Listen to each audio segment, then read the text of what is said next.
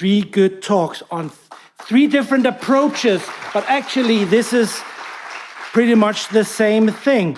So maybe you, AJ, if I could start raising a question for you, because you talk about the foundational perspectives that actually allows anti-Semitism to flourish. Can you maybe expand a little bit into how do we then deal with this as Christians, as believers? How do we then tackle it? So let me take Christian and Islamic anti-Semitism separately. I was glad Chris talked about Gen Z. I have a lot of experience dealing with them on a college campus where I teach. I think when you're talking about Christian anti-Semitism, the first thing that you've got to do is you've got to tie it back to the issue of the incarnation. They need to understand the humanity of Jesus. By the way, Jesus is, let me guys ask you guys a theological question. We have many esteemed theologians in the audience today. From a Christian perspective, Jesus is dead or he is alive? Okay, so we have a living Jewish Messiah. He's still Jewish. He wasn't resurrected without his peoplehood, right? Because he's still fully human. So I would emphasize that point of how does anti-Semitism grieve the heart of our Jewish Messiah, who presumably is interceding on behalf of the Jewish people at the throne of God, in the same way that Moses intercedes with God in Exodus 32, and Paul does in Romans 11, I think. Fundamentally, how do we do this in the Christian side? I'm going to say, I think, looking ahead not just to Gen Z, but to Gen Alpha, the most important 5 words that I hope that you'll take away from my talk. Teach your kids the Bible. Mm-hmm.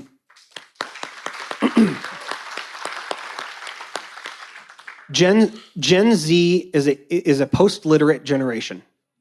Okay, everything is audiovisual, and this is hard for us as a biblical Christianity, a biblical people where it's based on reading the book. They're also the propensity toward conspiracy theories is also influenced very much by their unique experience of social isolation and social media exposure at a formative age due to the COVID-19 pandemic. When I ask Gen Zs what do they think leads their generation to be conspiratorial, the number one answer I get is COVID-19. Okay? And so that's, I think, on the Christian side. On the Islamic side, we're going to have to be in a position of confronting Islamic supremacism. If there are Muslims that are willing to accept not coexistence, but pluralism, real pluralism that says that you don't have to have one religion as politically supremacist over another. Tactically, we can cooperate with them. But where there is Islamic supremacism, the idea that Islam must be the supreme political organization of a society, they will never accept Zionism, and they will never fully accept, I think, the state of Israel. And so that's the hallmark. If you're trying to determine how we respond to different Muslim groups and so on and so forth, I think that's the thing that I'd be looking for. Okay, thank you so much. Chris, I have a question for you that builds right on this question. I'd like for you to maybe, can you connect some of the dots for us when it relates to the Gen Z and their basis for interacting and understanding and perceiving what goes on in the world? How do we then connect with them? Yeah, my response to this actually might surprise you. I deal with a lot of young men specifically who have been animated by Nick Fuentes. And I learned early on that it's not helpful for me to think about these young men as, potential junior SS guys, and I found that actually what works the best is going on a hike with them or going to the gym and almost loving them back into the light, bringing them out of social isolation. And so it's counterintuitive because we see the algorithm and we see all the likes and we think this is where the influence is at. But I'm not actually overly convinced that that's true. I've found that when I can break into their heart in a serious way, and I can love them back into the light, that is way more effective than arguing or posting some takedown video online. And I actually believe that, I don't know if it's going to be Generation Alpha or if it will be the tail end of Generation Z, but there is going to be a revolt against the digital world. I think there has to be. Like, if we are going to if we're going to survive as a species, whatever's happening right now has got to stop. And I actually have a lot of hope that they're going to see through this eventually.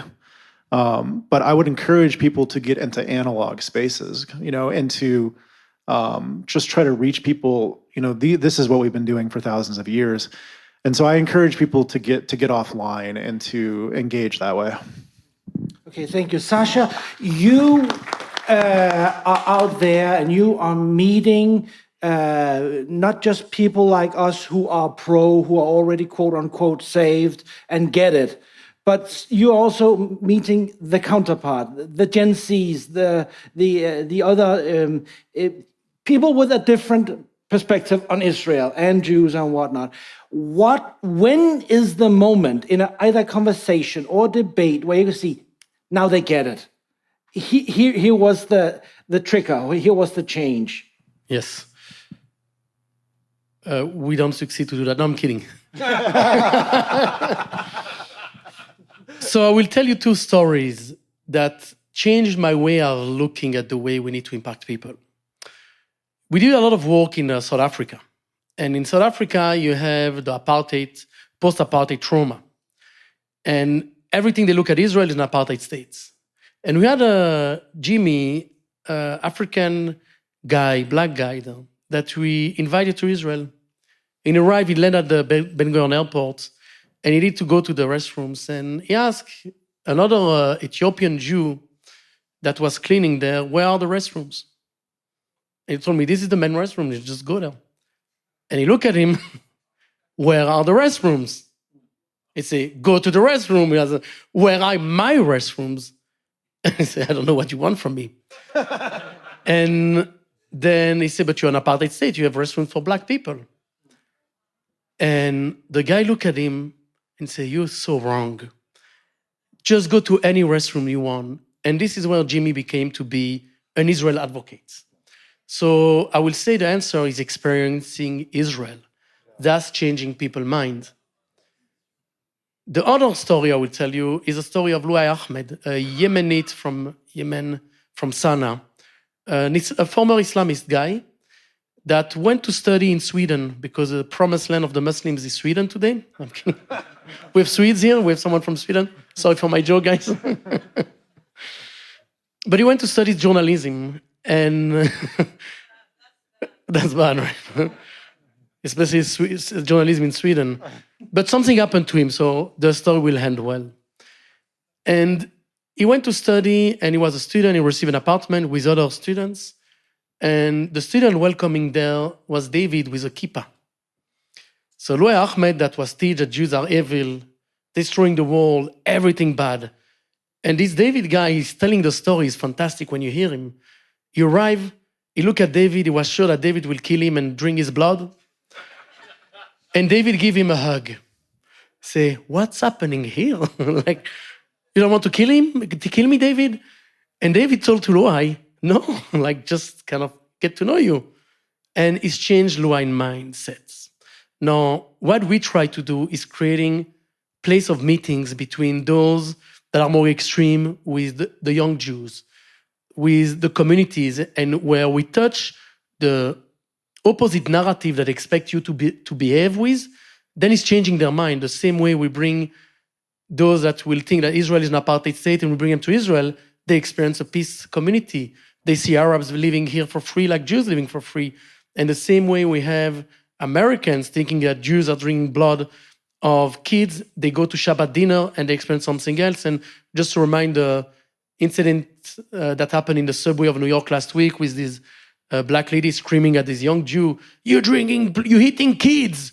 So they believe in that deeply the moment they just have a dinner. So it's changing. So we encourage synagogues to open their doors to others. I encourage also you to go to visit synagogues and synagogue to visit church. I think that we don't do that enough to break the barriers of the difference. And when we see that there is no difference, we're in a better place. Oh, thank you so much.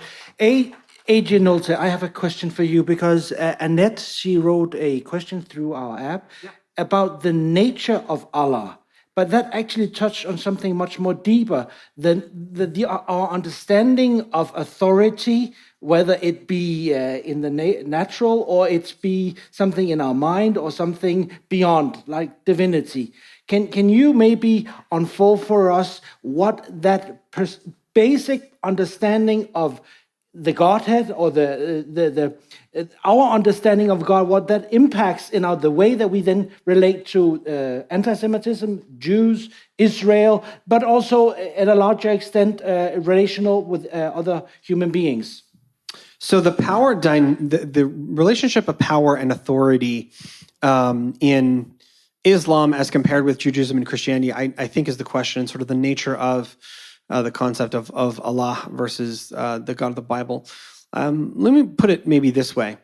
One of the better scholars of political Islam, named Patricia Crone, created the idea of what she called the Islamic Leviathan, where she compares sort of the concept of the sovereignty of Islam to Leviathan from Thomas Hobbes, which is sort of this absolute all-consuming sovereignty that is over everything in a very power dynamic, superior way. Now, superficially, right, from a Christian perspective, this sounds familiar. We could think of Abraham Kuyper, who says, there's not 1 square inch of creation over which Christ, who is sovereign over all, does not cry out mine, right? So there is that concept of sovereignty, but there is a difference between sort of the impersonal sovereignty of Leviathan and the personal and relational sovereignty of a king. Kings always rule with the consent of and in relationship with the people. And they are always in relationship with the people over whom they rule. And so it's interesting because my graduate work was comparing the idea of the sovereignty of the state and the sovereignty of God in Islam and Allah. And what I found was that obviously state sovereignty is absolute within a specific given territory, right? We can think about the absolute bureaucratic, often impersonal sovereignty of the state. And Islamic sovereignty has some similarities to that, but it's universal, in the sovereignty of God. It's universal. There are a code of laws. You are to live in perfect submission to those laws. Those laws are absolutely sovereign, and all other systems should be subordinated to that. That's kind of a classical conception of politics. I don't want to say that every Islamic society is like that all the time, but it is the general tendency, and I think that is the general conception of sovereignty in Islam. Now, one last thing on this, and I'm glad you brought this up because I think this is an important point. Chris mentioned, and I'm glad he did, social isolation, alienation, disconnection, and a sense of being unmoored in the world today that young people in particular are experiencing as they're overloaded with all of the things that social media brings up. And this, to me, explains one of the great mysteries that people have is why do otherwise highly educated, secular white Europeans join ISIS, which is a thing that we've seen. And the answer, I think, is fairly simple, because Islam is a simple, easy narrative explanation of the world. It's not complicated. This is the God who is sovereign. He's transcendent over all things. There's a sense of transcendence. And what do? You follow these laws. You follow these rules, and that explains and organizes your life and gives you a sense of belonging. You are part of this universal tribe, the Ummah. And those are the draws of Islam: simplicity, clarity, belonging. And that's why I think it is a genuine peer competitor for the Judeo-Christian biblical worldview, because there are two answers to the challenges of modernity that will endure. One is ours, and the other is theirs. I think you miss the superiority as well with the dhimmi concept. Yes. So, belonging, but also a sense of superiority over the other beliefs. And if I can take just 30 seconds to explain that. So the Islamic conception of human beings is that our souls existed before creation and worshipped as Muslims. And then after creation, they were disobedient. So that's why there's a superiority in a sense, because those who are in other religions are disobedient. And that's also why you often see forced conversion, because, well, you're just restoring them to their pre-existent state. Wow. Thank you. Now, Chris, I just want to bridge it over to you and Gen Z, who might not be in the religious realm, but who has the social media as a demigod, something that really informs them, leads them, guides them, gives them their sense of moral and compass and whatnot. How do we, as the quote-unquote old ones, help them break that mold and take them out of that captivity of serving this demigod? That's a great question. I do think that what's going to happen is that it's like eating too much sugar, where you start getting sick and you start to recognize that you're sick. And I think that that's actually the impulse to pursue ancient liturgical, these expressions of Christian faith, I believe is a really fundamentally good place that's in them. Like they're looking for rootedness and they don't know where to go. And so I think that we can provide avenues into that for one thing. I think it's, we're talking about how do you change someone's behavior, which I think is ultimately a very personal, I think that's a very difficult thing to do unless they are also coming to the conception that this is making them sick. And I think many of them are. And I actually know many 18, 19-year-olds who just refuse to have phones. And so they realize that like something disastrous is happening with all of this. But I think that we need to just continue to speak into this and provide opportunity and find help build off ramps for this. It's so simple, but literally they're looking for community. Like they're looking for flesh blood community, And so I think that that's one of the main things that we can offer. And as it relates to Zionism in Israel, I agree with everything Sacha said. If I had $100 million right now, what I would be doing is bringing every single Christian that I could to Israel and letting them experience this. That overcomes a decade of social media toxicity, is just being in the land.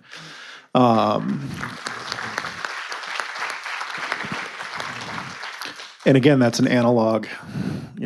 That's such a dumb word, but it's real life. And so I think it's that is the future from the digital hellscape that we're currently living in.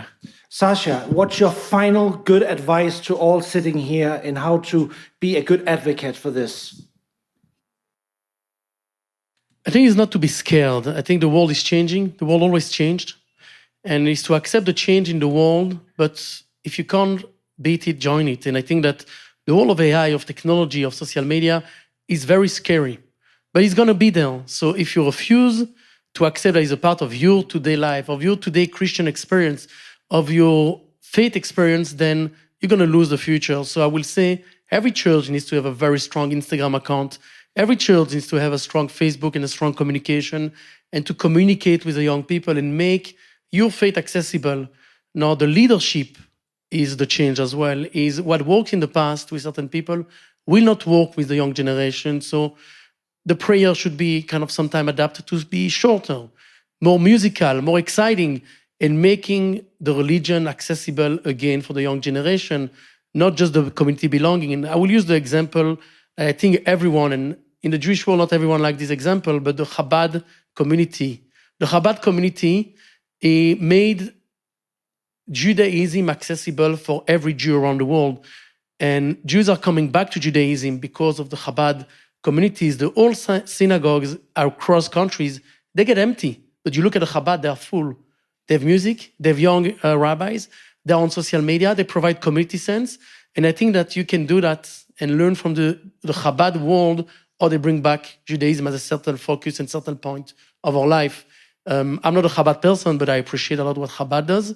And I see that they are uniquely placed to teach every other religion what is to make religion fresh, modern, AI-oriented, social media accessible, community, music-oriented, and they do it very well. So that's my recommendation. Like, don't try to fight. Join the process, be the leader, and adapt yourself to the reality. So thank you.